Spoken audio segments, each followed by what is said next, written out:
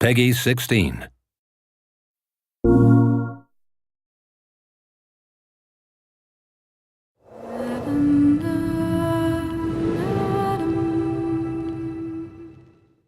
Quantic Dream has always been about creating interactive experiences that have emotion at their core.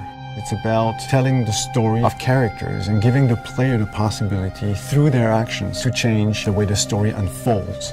When I write my script, I have an idea of how I want the story to be played. So we try to render David's idea into a game and see with him if it matches what he had in mind.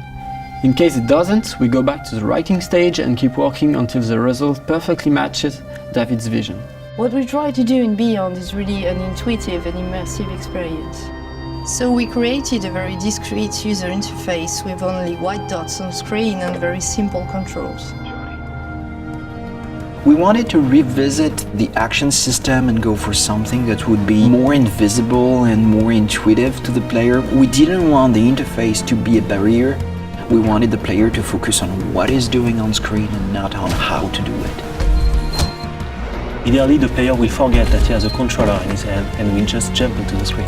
One of the major revolutions in Beyond is the way Jodie Holmes moves. Depending on the context, depending on your emotional state, you see the character of Jodie moving differently, walking differently, looking around differently.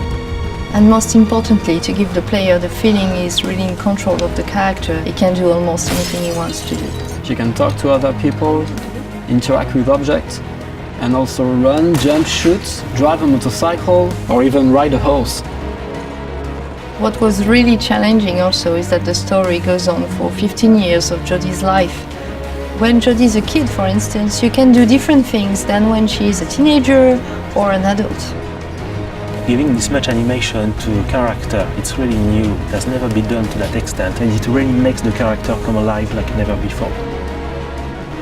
We wanted to have these new mechanics with Aiden. I wanted to give this feeling of flying around and going through matter and through walls. So we started making some research on how ghosts would move or even a fish would swim underwater. We thought that using orbs is an interesting approach. It would give us this physicality that we need to interact with matter.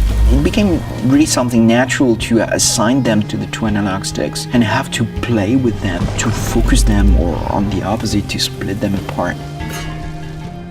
During the process of this production, we made what we call user tests. You just watch people playing and you see where they succeed, where they fail.